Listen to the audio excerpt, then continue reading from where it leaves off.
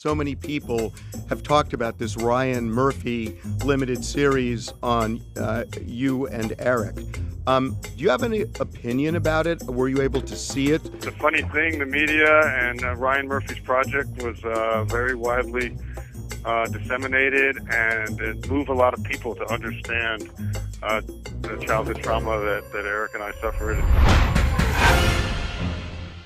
Welcome to Two Angry Men. I'm Harvey Levin.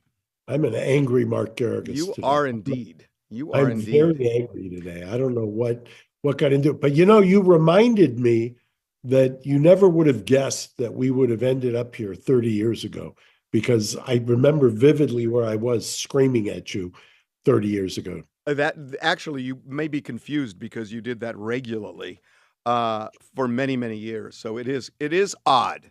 But here we are. And we are almost a month to the day away from a hearing that is going to determine the fate of the Menendez brothers for the rest of their lives. You are their lawyer. You are going to ask a judge essentially to free them, either by resentencing them or by changing the conviction. We're going to bring the Menendez brothers on in a couple of minutes. But first, how are you feeling about this right now? On the resentencing, so people understand, on the resentencing, the state of the law in California is basically you look at how much time they've served, you look at how they have done while they've been in custody, and you look at whether or not the prognosis and what the prognosis is for if they are released. Under those kinds of circumstances, I can't think of two people better suited to be released under resentencing. I mean, that's the state of the law. And so I know that everybody always wants to fixate on this detail of the crime or that detail of the crime. That's a different calculation legally. That's not the legal standard for resentencing. So joining us right now by phone at the prison are Eric and Lyle Menendez. Eric and Lyle, first of all, welcome to our podcast. Hi, Harvey. This is Eric. I'm glad to be here. Thanks for having me on. Do you want to say hi to Lyle real quick? I would like that.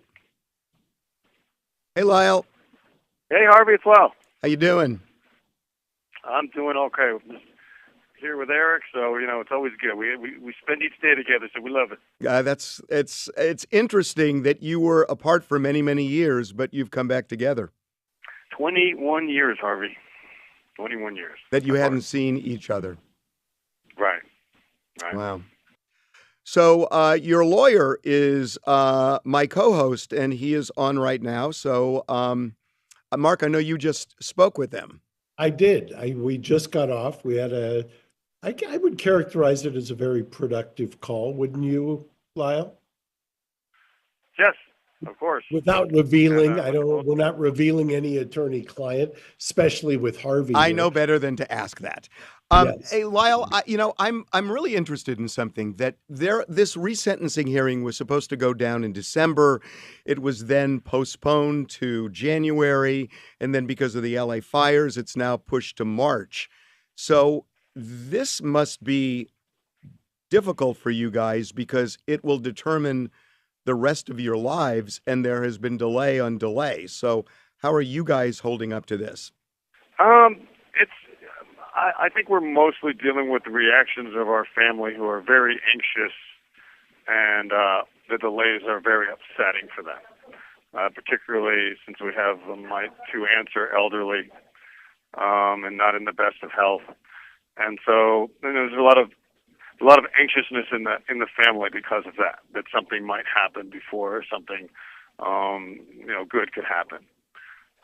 For Eric and I, we've been incarcerated 35 years, and we've sort of developed a peace and a patience that might not make much sense to someone who's free. So.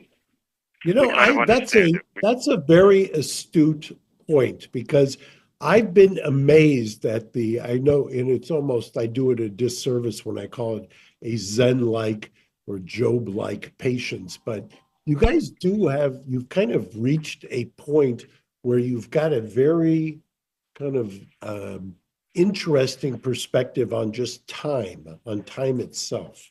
Right, and we try to live for the day. We're very hopeful, but this time counts, and so we've done what we can with the time that we have, and you never know how long you'll be blessed to be on the earth. So we we don't just sit around waiting for something. So that keeps us motivated. Lyle, I'm really interested in what you and Eric have to say about this. I know Eric's standing next to you, but let me ask each of you this. You mentioned that you're hopeful. That Yes. amazes me. Hope seems like kind of an elusive thing when you're sentenced to life without the possibility of parole. So how do you keep that alive? And it also goes to the fact that you've got you've worked on getting a college degree, you've worked with other prisoners there, you've worked on this green space project. How do you develop hope when the sentence is until death?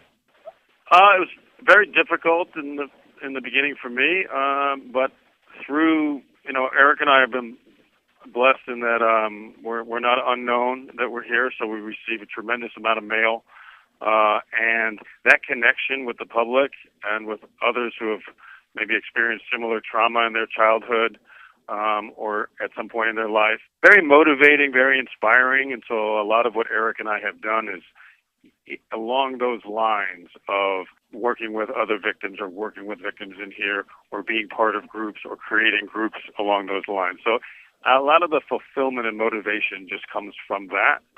Hope for the future is really kind of a new thing for us, I think. I think Eric would probably agree with that.